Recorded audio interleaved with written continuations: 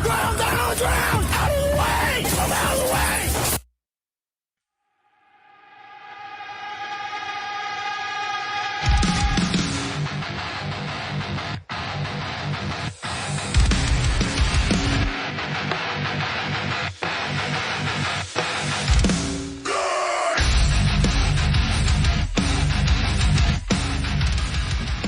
Welcome to the Spinning Our Gears podcast. Before we begin, a quick reminder. All views, issues, and opinions are solely those of the hosts and their guests and do not reflect the opinions or positions of any department, agency, city, county, municipality, state, or country, or any other organization. This show is rated E for explicit. Listening and viewer discretion is highly advised. Spinning Our Gears is a law enforcement leadership and mental health podcast. We confront the issues and conversations others are afraid to deal with. Leadership failures, the culture within law enforcement, accountability, and the realities of life on and off the job. You can find us on YouTube, all of the major podcasting platforms and social media outlets, as well as online at spinningourgears.com.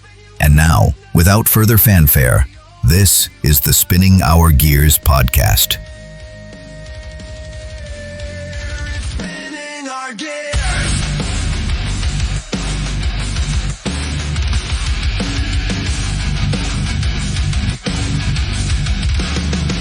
Admin talks and broken plans, doing the best that we can. Jokes on shift, truth off mic, trying to live a normal life. Mental health ain't weakness, no, it's the stuff we learn as we go. Say it out loud, make it clear, this job don't own us here. So tune it in, don't disappear when it all gets heavy here. Real talk, real voices clear, spinning our gears, podcast is here.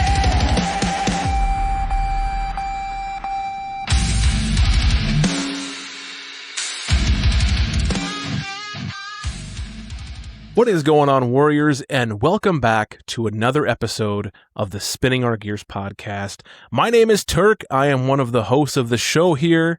Unfortunately, it is just me today. You have to listen to my voice. The other co-host could not make it, but we wanted to stay on schedule and bring you another video breakdown to see what you guys think of it. So far, we've had pretty good feedback, or we've had at least some feedback on these videos. The clips have been getting very, very hot on social media. Some people don't seem to understand that the clips are just a preview to what we are doing.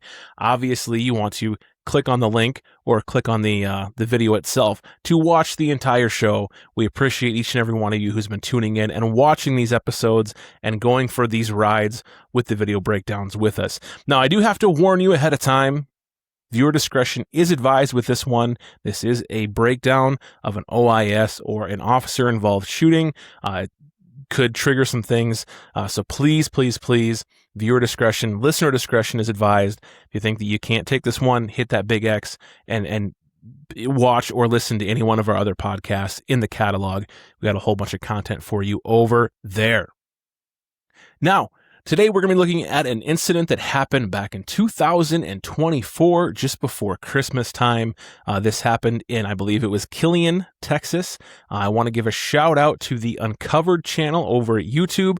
That's where I was able to find this full video. I had seen clips of this before, just little snippets, and I wanted to do a breakdown of the entire thing. This was the only place that I could find the entire video from start to finish, with an incident where an attempted traffic stop turns into a chase, and then as you see, escalates very, very quickly. What we're going to do is we're going to start the video where the chase starts, kind of break some things down, give some opinions here and there. It is a longer video, about 9 minutes long, so who knows how long this episode could go, how many times we have to hit the pause button to give some critiques or some praises. But like I said, sit back, hear what I have to say. I would love to hear what your opinions are, either with what I have to say or what you're seeing on screen down in the comments section below. We will kick it off here. There's a bit of an intro with the video. We're going to jump ahead straight to the chase. Again, if you want to see this all yourself from the original source, it is the Uncovered channel on YouTube.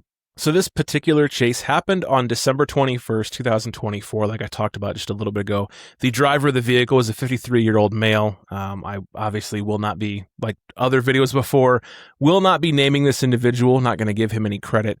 However, it occurred around 5 p.m. in Texas. There was a report of an erratic black pickup driving on the interstate, and officers attempted a traffic stop, and that's where we're going to pick up right here. I got my yellow markers on. Moving to the middle lane now. Yeah, I got eyes on you. He's approaching, still middle lane, about 30 yards from the bridge. Trying to keep traffic off him. I just need you to stop. Yeah, just freeze. We're going to come up on you shortly. We're approaching Whataburger now. Yes, sir. Sorry about that. Still rolling middle lane. Just freeze where you are. Approaching Salatsky. He's jumping all the way to the right lane. Picking it up on the right lane. If you can start moving over, passing the Mexican grill. Good copy, right there, approaching you. Okay, so just to start off here, about a minute into the video, with this chase, I have to give complete credit to the initiating officer, the primary pursuing officer, who you can hear on the radio with the captions on the bottom there if you want to read along. Very, very calm in what he's saying and what he's communicating to his fellow officers. I don't know what the speeds are right now. I don't know if they're traveling at 100 miles an hour or 15 miles an hour for that matter, but he's very, very calm. He's in the middle of a pursuit and he's calling things out calmly, providing as much information as he can to the other officers around him to make sure they know what's going on and they can set themselves up properly to try to help him out with this pursuit. So far, so good. Excellent technique, tactics, whatever you want to call it, on the radio, maintaining his composure, keeping that adrenaline down as much as he can, keeping the adrenaline down on the other officers and not making this into a huge ordeal or running around like a chicken with his head cut off. So far, very, very good.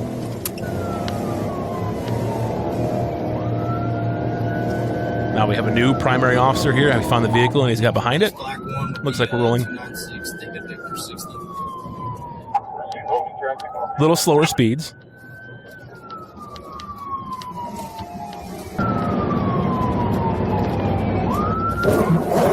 Okay, we're going to try a pit maneuver here. Okay. A little critique here as someone who's been through the pit class. Obviously, you've got a truck that's bigger than you.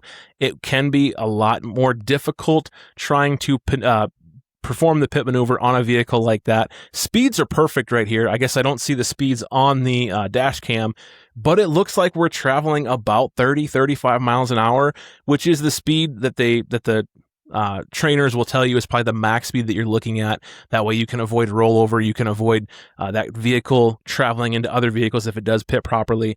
The one thing that I would critique, having been through that class, knowing the mechanics of a vehicle, I think he pulled up a little bit too far alongside that truck trying to perform that pit maneuver. Just didn't have the right angle on the truck to get a good maneuver, that good center of gravity to spin him out, basically. The layman term of that, for those of you who don't have law enforcement background, he's trying to spin that truck out. And I think he was just a little bit too far up on it. Obviously, the camera angle isn't the greatest, so maybe it wasn't what we think it was. But from appearances so far, too far up on the truck. However, he also was just as calm as the other officer calling things out. And the pursuit continues.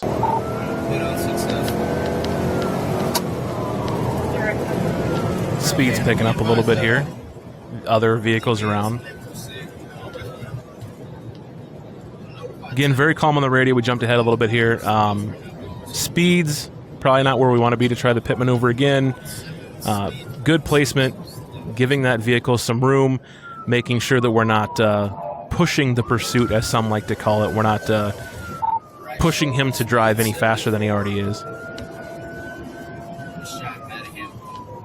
I think he said speeds were 74. Nothing too crazy on a 3-lane highway.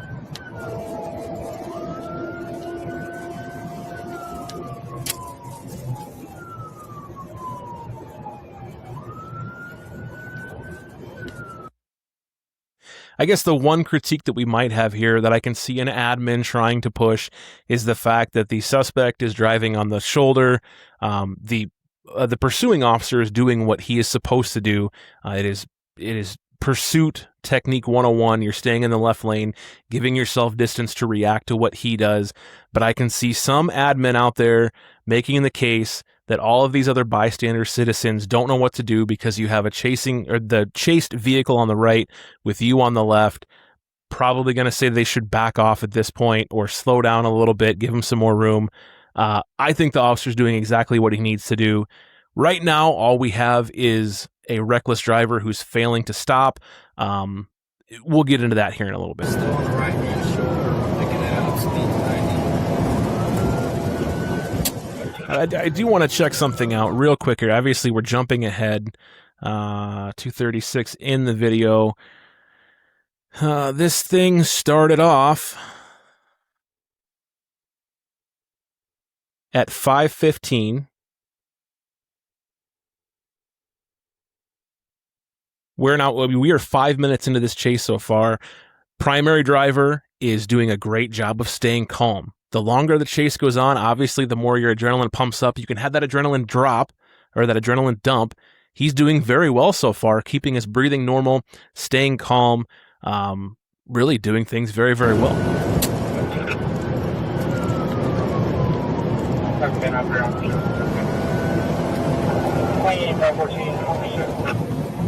Everything that I'm seeing so far with this driver leads me to believe, now that he's driving, literally as I was going to say something, he's driving on the middle of the road.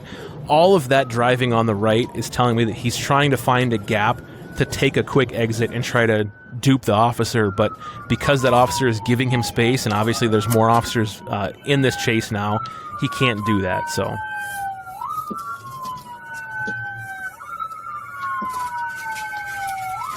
I don't know if we're coming to a stop. Okay, so again, trying to make that quick exit, he eventually took the grassy knoll down off of the interstate, what he was trying to do that entire time, and the officer stayed with him, so. Turning north on the WSM, north on WSM. And listen to how calm that officer is. Again, great stuff. Now, for those of you who want to maybe tune out because we know that things are going to get bad, this is where it starts, the viewer discretion really starts to kick in. The clips that I've seen, I know where this escalates to. I told you it's going to be an officer-involved shooting. Sorry to spoil things ahead of time, but it's going to start to pick up here a little bit. If you need to tune out, maybe skip forward until you see me talking again or talking without movement, and we can cover some more things. But it's going to get a little bit escalated here. Once again, one more time, viewer discretion is advised. We're looping back around here.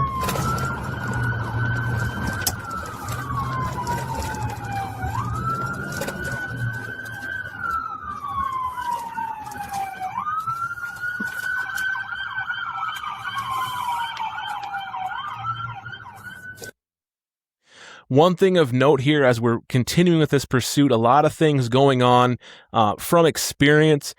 As an officer, your mind starts to race. There are so many things that you have to take into account here. As you saw, there's pedestrians outside. It is a mall after all. Didn't mean to rhyme there, but I did. There are pedestrians outside kind of gawking at what's happening. Fortunately, at this point, the suspect is driving slow, but you don't know, is he getting ready to, or she, getting ready to bail from the vehicle, run into the mall, take a hostage? Are they trying to find a parking spot to give up? Are they trying to find some way to then hit the gas and evade you and elude you? You have no idea what's going on.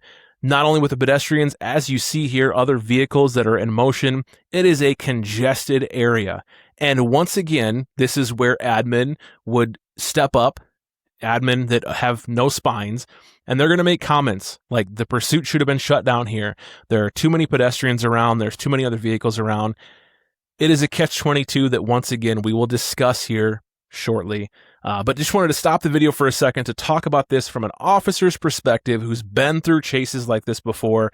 So many things going through your mind, so many things that you have to analyze as it's taking place, all in the heat of the moment, all as it's going on. You don't have a chance to sit back and take a breath and think about things and then act. You are literally thinking and acting at the same time.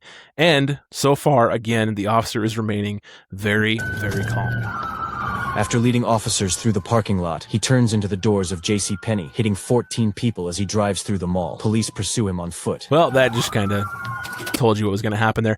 Again, the Discovered channel on YouTube is where we're getting this video from. All props to them for covering this from beginning to end. Could not find it anywhere else. So the voiceover is the voiceover. It is what it is. Spoiler moment, I guess, a little bit, but that's okay. He's about to turn into the mall and strike 14 to 15 people. 20 quick rotates. Now, okay, I'm sorry, not to stop this right away already. What is this guy doing? Okay, this is one of the things, like I talked about, that officers have to analyze. You have a citizen here who's gawking at what's happening, walking up to the vehicle as it's moving. Turn and get out of there. What are we doing here? I know that not everyone has that law enforcement experience and that law enforcement training, but this is one of the things we have to deal with as cops all the time, is the rubbernecking, the looky-loo, the citizen who just loses all forms of common sense and decides that pursuit or that police action is the thing they have to focus on right now. This is something that I talk about to civilians when I teach CPR, even with something as simple, not simple, but comparatively to other police action. Administering and performing CPR, you are going to get a crowd that forms around you, and you're going to hear comments. You're going to see things like this, like the moron on Back to the Future 2, where I think he took his wallet. Stupid stuff like that. Things that you have to deal with when you should be solely focused on a suspect who's doing things like this, about to turn into a mall and put 14 people, 15 people, injure them, and countless others at risk. You have a guy who's just meandering up there to a vehicle that's being pursued instead of turning and getting the heck out of there. Little bit of a rant. It's what we deal with, but we'll continue.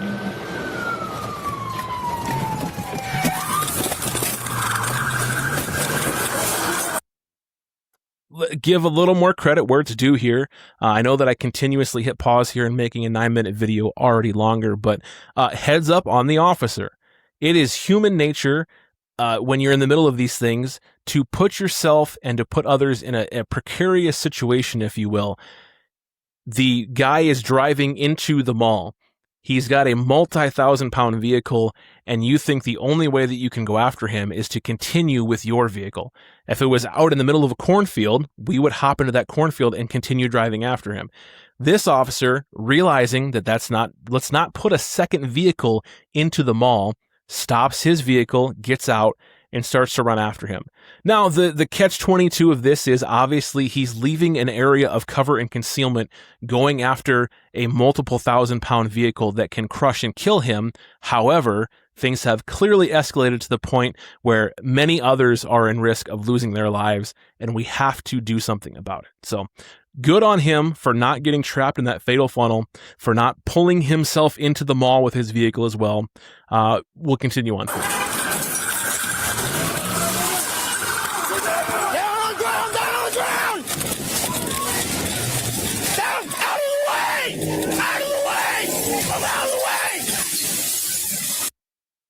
Okay, before we get into the meat of this here again, giving good commands here. Obviously, again, that human nature for the things that we're doing. You've got some people that have already been struck. They're already on the ground. There's not much you can do for them right now. You need to go address the threat, because if you don't, he's going to continue driving through that mall and potentially injuring and killing more individuals. But as this officer, as this deputy, I'm not sure which one. I should have looked at that beforehand. Sorry. Piss poor prior planning there. A certain firearms instructor at the academy would be upset with me. Regardless, officer gives chase to try to deal with the threat at hand. And as he's doing that, as you see, there are citizens that are chasing after the truck with him. It should be their intrinsic thought, their initial thought to run away from it. But for some reason, they're running along with the vehicle. I don't know why. I'm not in their head. I didn't interview them afterwards. But now the officer has to address those issues and give commands not only to the suspect, but to those citizens. Yeah, I'll be honest, this is not a scenario that I ever thought of while out on patrol. This is not something that I envisioned ever happening when I was on patrol. So the fact that he is continuing to perform well bodes very well to this officer, to his preparedness, and to his training. At this point, officers fire nearly 60 rounds at the suspect, fatally injuring him before he can drive to more crowded areas in the mall.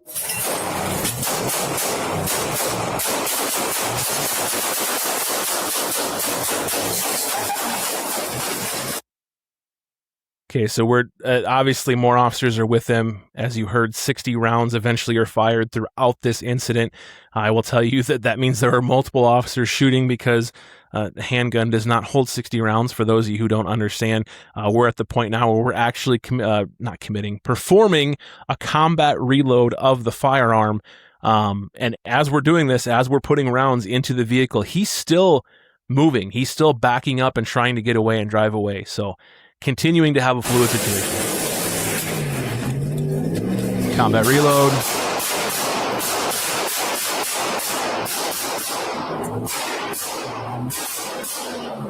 Reloading! Okay, now wow. Okay, I paused it at the worst time there. You might wonder why they are continuing to fire into this vehicle as it is stopped in this position. I don't know if you picked up on it, but if you listen closely, you can hear the engine still revving. Now, that could very well be that the person is unconscious now after he's been shot and his foot has just fallen on the gas pedal, or it could be that he is trying to get away still. But I literally paused it at the worst time. You hear this officer calling out reloading. That's wonderful. Goes straight back to tactics and training. He's doing what he was trained to do. You can tell that he has taken training seriously on the firearm range, where when you go through those drills, it gets ingrained in you. And in the heat of the moment, he thinks enough to call out reloading, meaning, hey, cover, get my back while I switch out magazines here. Sorry about the inappropriate pause, or the poorly timed pause. But, yeah, wonderful job. Shots fired! Okay, a little... get to the critique part of things here, right? Obviously, we've done a lot of good things. This officer has already reloaded once, expended that magazine. He's now reloaded again. I think that we've gotten to the point where adrenaline is absolutely kicking in. He forgets to take his firearm out of battery and rock that slide back after the magazine is inside. You see him try to send more rounds into the vehicle, and the slide is rocked back. So, okay, we're critiquing a situation that none of us have ever had to deal with. I know that I've been a little bit harsh on other officers with the videos that I've broken down, but okay. He made a mistake, but then you also saw that he immediately corrected that mistake and made sure to get that firearm situated so that he could use it.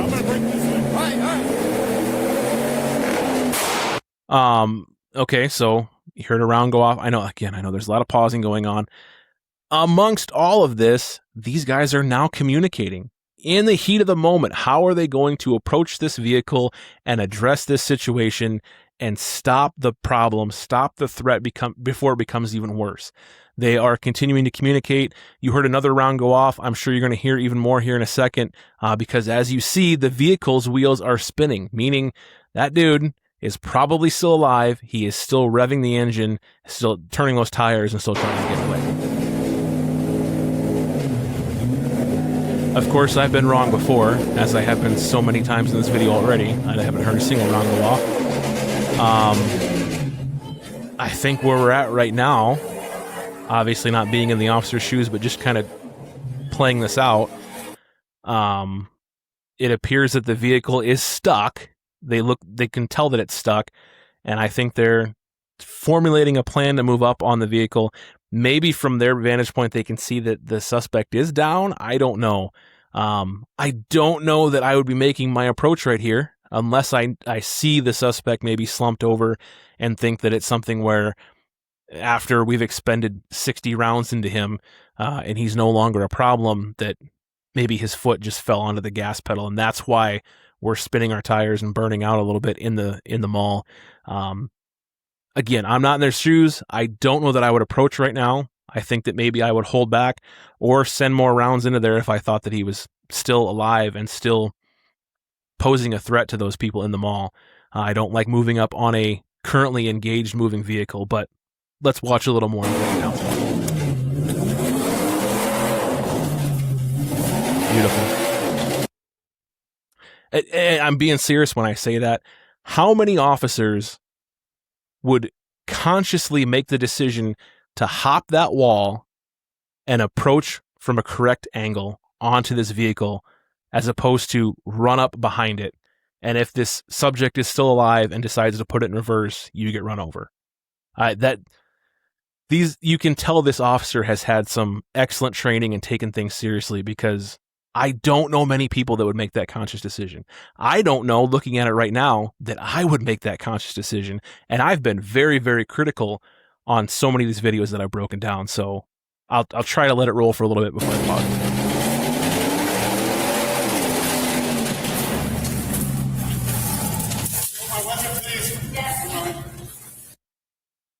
Dude, I cannot. I'm sorry.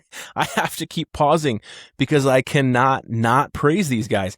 As you see their approach, they're not giving commands. My assumption at this point, and I think it's going to be confirmed, is that they can tell that the suspect is at the very least passed out, if not deceased, and they are now trying to go up to make that vehicle safe. You have to do something. You have to get it out of gear so that it's not spinning the wheels like that. I don't know if you picked up on it. The approaching officer, the point man, asked the person behind them to secure his weapon. Now, obviously, we'd like to see training to the point where you can secure your weapon without looking at your holster. He just looked at everything, at the entire scope of things, the entire picture of things, and felt that it was smarter to have his backup take his weapon so that he can keep his eyes and his hands ready for whatever is going on in that vehicle. He vocalized it, the backup officer confirmed it, and went up there and helped out. So far, my critiques of this video and of this incident are very minimal. So let's continue.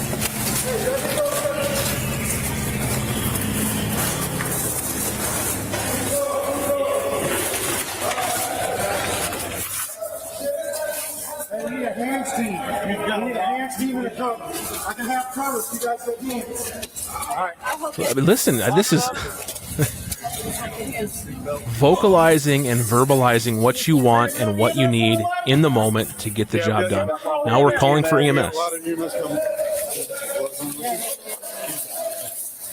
Now we're going to glove up and we're going to administer the aid that we can.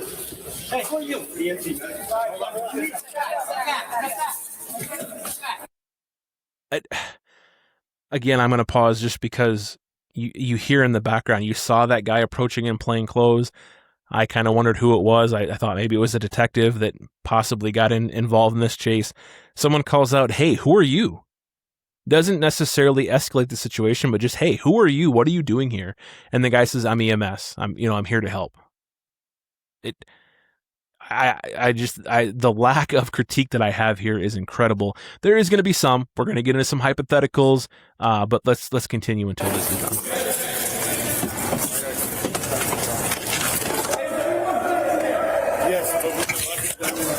All right.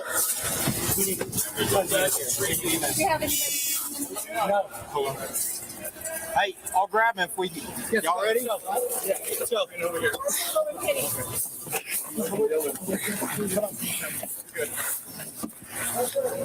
Problem they're facing here is trying to get him out of the vehicle. Obviously, the door is pinched. Hey, can we get just one on the other side of the truck? Just beautiful. He's pinched in the door for whatever is going on here. Obviously, from the wreck, they can't open the door to get him out. They are vocalizing everything they need. They're adapting on the fly. Hey, maybe we send someone to the other side here. We'll continue to keep hands on him and keep an eye on him. Doesn't seem to be a bunch of frantic running around, lost in place type of action here.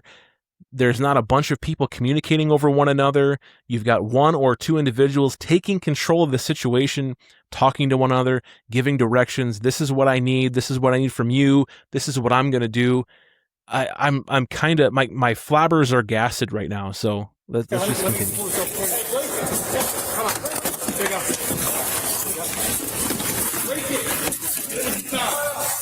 Is there somebody No, just him. But it'd be easier to get just one. It'd be easier to get him out that side. I think it's.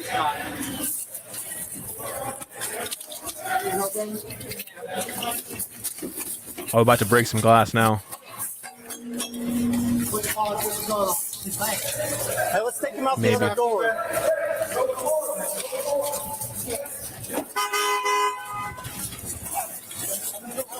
Now, that was a detective. I'm not sure who the EMS person was. They got him out the other door, I think. Hey, I don't have anything other than he's tourniquet out. on me. Let's go and detain him, though, just in case. It is police procedure, even though that guy is filled with holes and not breathing. And there's more than just a tourniquet can deal with. There's one in the back. Let's put him in handcuffs just in case. Let's check the head. It's all right.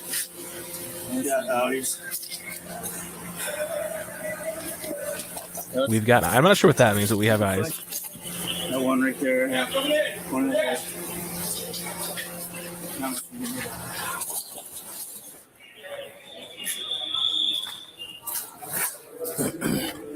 This must be a responding officer's body cam or a backup officer.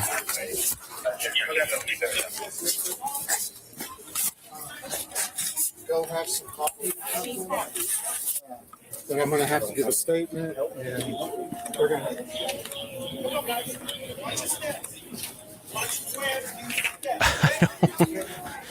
Go have some coffee because I'm going to have to give a statement here in a minute. I just, these guys and girls are all incredibly calm. We're administering aid to those who are hurt, kind of corralling the situation. Hey, where's this one? Back there on the right. I'm just kind of shocked right now.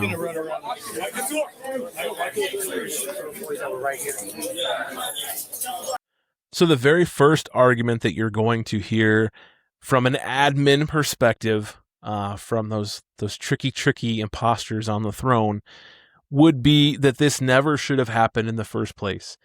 That this is case in point why police chases and vehicle pursuits should be banned all over the place, and why policies should state that you should shut things down after you get enough information, or because of the fact that you don't know everything you have.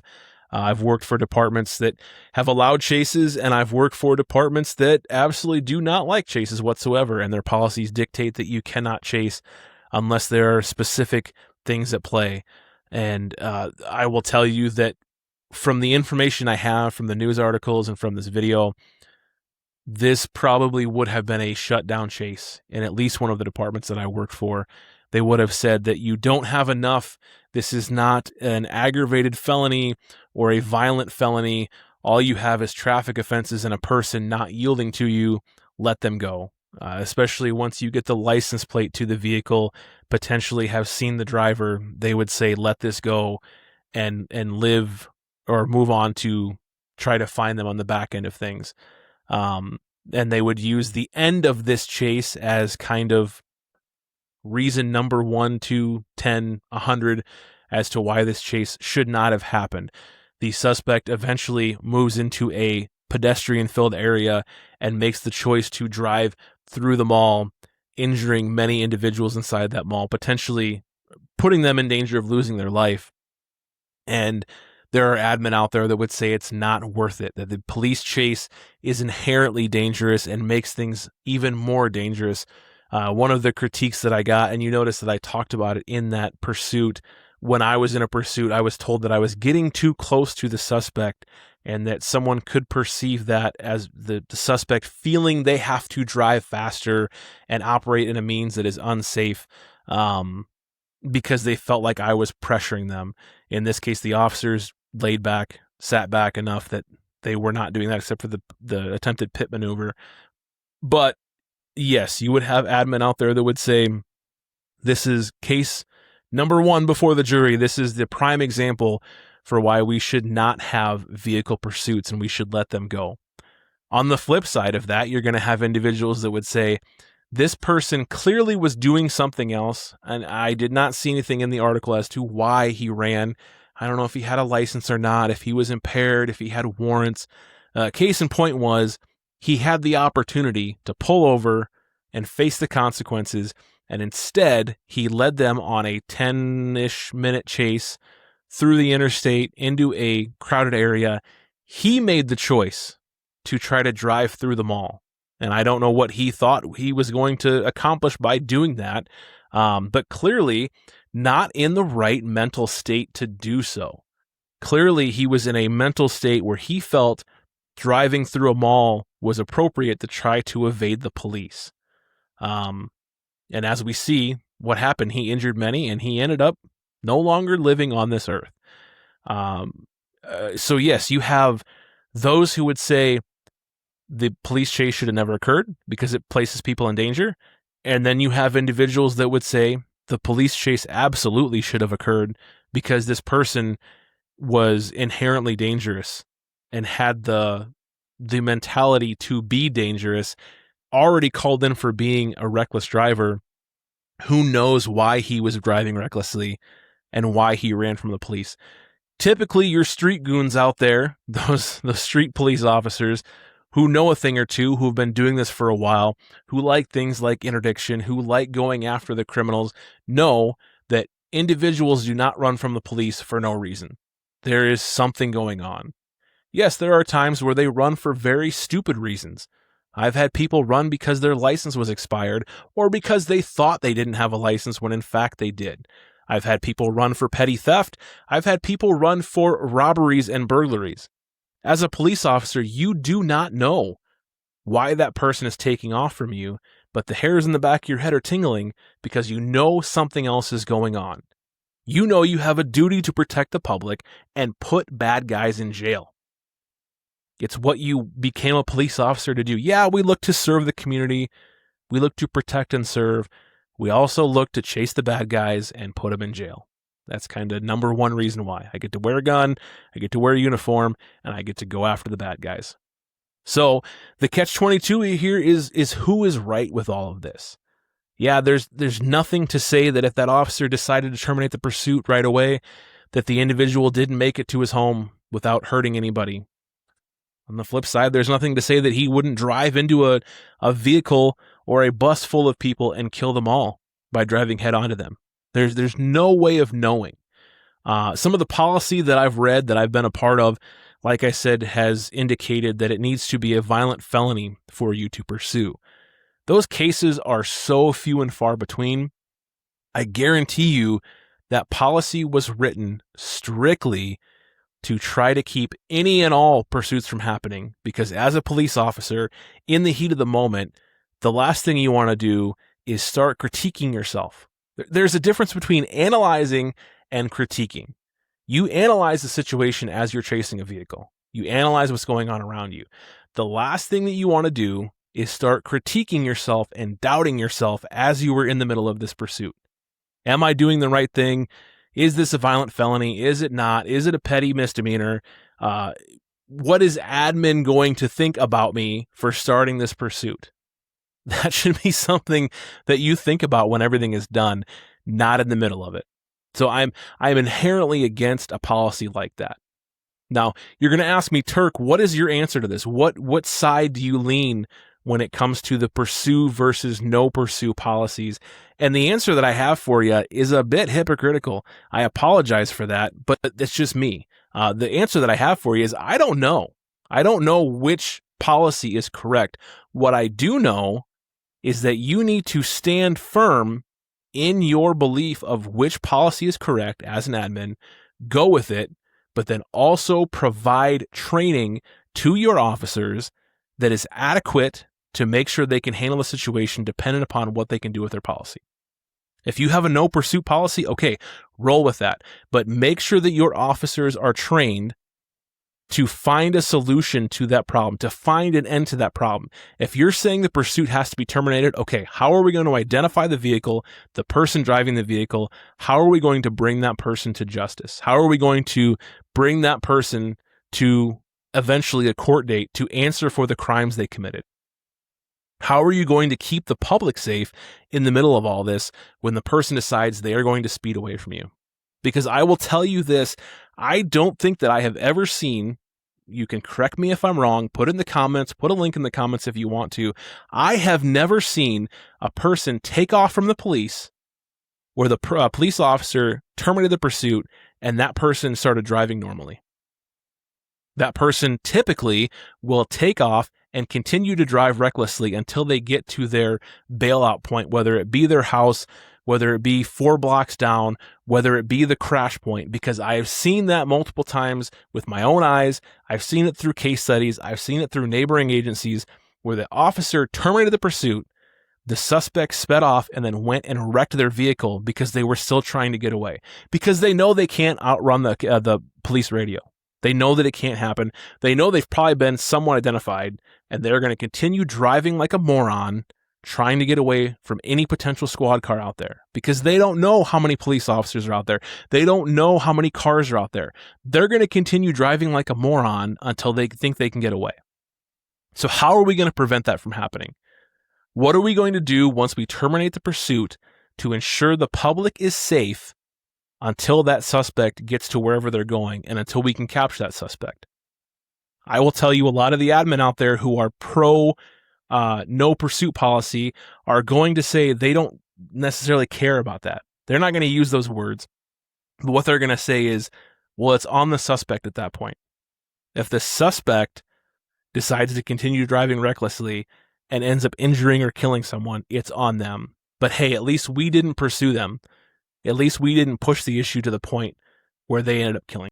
Now, on the flip side of that, if you are pro-chase, if you think that officers should be able to chase cars until the wheels fall off, again, you need to provide training. I apologize. I was coughing a little bit. I've got something in the back of my throat. I'm trying here. You need to provide the training to make sure that your officers are prepared for a police chase, that they're prepared if the vehicle goes into a mall. And I will tell you, from what I saw in this video, those officers were prepared. Those officers had a lot of training that they must have taken seriously, because they're calling the pursuit out properly. They're doing it calmly. No one's getting the other officers amped up or amping themselves up throughout this entire police chase. They're staying calm through the police chase. And then as things evolve, they adapt. As the individual takes it from the interstate to the regular roadways, they adapt. As he goes into the parking lot with pedestrians and other cars, they adapt. As he drives through the mall, they adapt. And once he crashes and they've riddled him with bullets, they adapt once again. Yes, some minor critique points there, some minor things that I think could have been done a little bit differently. However, they adapted, they remain calm, and they handle the situation appropriately. That's the level. I would love to know what training they had leading up to that. What did they have to put themselves through? What did the department put them through when it came to training? Whatever it was good stuff. Whatever it was should probably be promoted and pushed to other departments that are pro-chase. If you are going to be pro-chase, you had better provide the right training to your officers. This isn't going to come from cone drills with the vehicle backing into a stall and weaving through a slalom. It's going to have to be something better than that. It's going to have to be better than standing on a line firing a firearm stationary, because clearly they've done more than that. It's going to be providing them with exceptional training above and beyond what even the academy provides. The academy is that basic level, that ground level of building level of training for those officers. Your training in the department needs to be better than the academies. And from what I can tell with this video, it was. So whether you are anti-chase or you are pro-chase, the bottom line is you had better be providing your officers with the correct training to make sure they are prepared for the situation. And you had better be holding them to a standard that is commensurate to what a police officer should be. Should not be check the box training. It should be everyone participates, everyone is held to a higher standard, and everyone must meet that standard before they go out on patrol and they go get into a vehicle chase or a shooting or anything like that. That comes from the chief down. Everyone should be on the same level. Now, if we are going to critique part of this, another catch-22 or another hindsight Monday morning quarterback situation, looking at the actual officer involved shooting of this situation, the one thing that I would be hesitant with is not knowing who else is in that vehicle. If I remember correctly, I believe the windows were all tinted. You do not know why that person fled. I have seen police chases before where the person fled because of custody disputes, where they've got their child in the car, where they've got just some random person in the car or an acquaintance in the car who did not make the choice for them to flee in that vehicle. And I would say that maybe an adult would have the opportunity to bail out of that vehicle when it was rolling slowly through the parking lot, but certainly kids aren't. Now, this is a hindsight 2020 Monday morning quarterback situation that we're critiquing it down to the lowest level here. As you guys saw, when the officers approached the vehicle, it was very clearly riddled with rounds all along the side of it, in the back windshield of it. Those rounds might not have been accounted for the way the officers would like. I get it. Hey, listen, I do. Adrenaline pumping, fluid motion, vehicle fleeing. I'm not saying that I'm going to put all my rounds center mass into that driver if it was me. I'm just saying you have to take that into account when you decide you're going to pull that trigger. They had no idea who else was in that vehicle. They had no idea where their rounds were going when peppering that vehicle. But obviously the force was justified there. This individual has taken a killing machine. He's taken a normal operating vehicle and turned it into a killing machine by driving through that mall. Just because no one died besides him doesn't mean that it isn't a killing machine. He could have very easily killed all 15 of those people and even more. So yes, the force is absolutely justified here. I'm not saying there was any other option they had besides firing their guns, firing rounds into that vehicle. I'm not saying that at all. But it is something you have to take into account, that they didn't know who was in that vehicle, or at least they didn't perceive to know. Maybe there's more information that I don't have here, but that is a factor you have to take into account when it comes to something like this. You're sending rounds into a vehicle where you don't know what else is there. You had better hope your rounds are hitting the intended target. So we're aiming for that driver's side seat, that driver's side silhouette. Obviously, enough of the rounds made it in there, enough of the rounds made their mark and ended that pursuit the way that it did. I guess I'm kind of rambling here. I don't really have necessarily a point to make besides the fact that that's something you have to take into account and you have to be prepared to answer for. There is going to be, I guess I didn't look into it there. I'm sure there has been a litigation attorney who has looked at this and probably asked the question, why did you make the decision to fire into that vehicle, not knowing if there was anyone else in there? Like I said, that's a question you have to be ready and willing to answer. And in the heat of the moment, I'm not going to say the officers should have done something else. Maybe there was something else they could have done. If you know that, put it in the comments and tell me. But I think this was the only outcome for this situation to keep others from getting hurt or potentially killed. And it ended the way that it needed to. I back the officers here, obviously. If I was in this situation, 100%, I would be putting rounds into that vehicle. Might not have had a gun jam. I'm just kidding. Who knows what would have happened. But yes, I would. I side with the officers here. I think they made the right decision in what they did. And it's the only outcome that they could have had.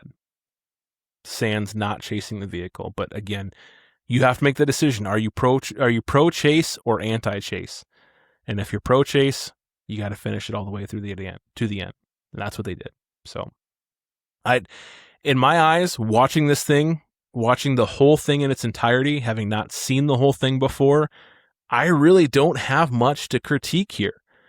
And I think we've been accused of being a little bit anti-female cop on the show. There were female cops there. I don't have anything bad to say with what I saw there. Maybe if we saw the incident from start to finish without the cuts and the edits, there may have been more to break down and to dissect and critique. But from what I saw, there wasn't a whole lot. Very minor stuff. Certainly nothing. Maybe the approach to the vehicle was dangerous to them. However, they realized there was a situation they needed to stop. They couldn't just sit on their hands. If that suspect was still alive, there would have been nothing from keeping him from putting it in reverse and going after more people. And even with him being dead, the wheels were still spinning. The last thing they need is for that vehicle to break free with a suspect who can't control it because he's passed out or dead or incapacitated from his injuries, and have that vehicle go into more people, cause more injuries and potential death. So I get it. I understand why they decided to, looking back on it, I understand why they made the decision to get a hands team, get a react team, and go up there and deal with the situation. So my critiques are very, very small. However, I would love to know your opinion. I want to know what you think of this video breakdown, what you think of the situation, what you think of my opinions on it. I would love to hear all of that. Hit the comment section down below this video, or if you're listening to audio, this might not have been as much of a fun podcast for you if you're just listening to the audio, being there was no video to follow along with, but hit the comments up. Tell me what you think. Am I right? Am I wrong? Am I an idiot? What do you think of the video? What do you think of the situation that took place? How would you have handled it? Do you think the officers did everything right? Should they have done something differently? Would love to hear about it in the comment section below. Also, listen, man, it will help out a ton if you hit that like, share, and subscribe button. Helps us put this information, this content out even further, helps us spread even further, and just gets us out to more eyes and more ears. So I would love it. I would appreciate a like, share, and a follow, and a subscription, and whatever else you want to provide. Hey, we'll reach out to you if you follow the show. If you share it, we will absolutely give you kudos and give you thanks. What else we got for you before I sign off here? The book. Hey, Imposters on the Throne, Warriors in the Shadows, Exposing Poor Leadership Tactics During Tough Times. It is still available on Amazon. It is at its lowest price ever. Go pick that up. You can also get a link to that at spinningourgears.com. You can contact us at spinningourgears.com. Hit that contact us link. It will send an email directly to me. If you want to reach out to the co-host, I will make sure they get a hold of that email, and we will respond to you as best we can. Do you have a video or a show topic or something that you want to see us cover? Hit that contact us link. It's the best way to do it. I think that's about it. As you guys hear, my dogs are barking in the background. I need to get them outside before they pee in the house. So we're going to leave it at that. I hope you had a good time with this video breakdown. I hope you continue to follow us. You continue to follow the content that we're putting out. We would love to hear from you. I've covered that multiple times. Do something good for yourself and your fellow man or woman. Doesn't take a lot. It could be something as simple as a high five, cup of coffee, hold the door open for someone for crying out loud and give them a compliment. You can literally change their day. They could be having the worst day in the world, and you could change it with that little gesture of kindness, and we will change this world one person at a time. All right, that is it. That's all I got. It's been a longer episode, a longer video breakdown. I hope you enjoyed it. We will catch you on the next one. Stay safe, warriors. We'll get through this together.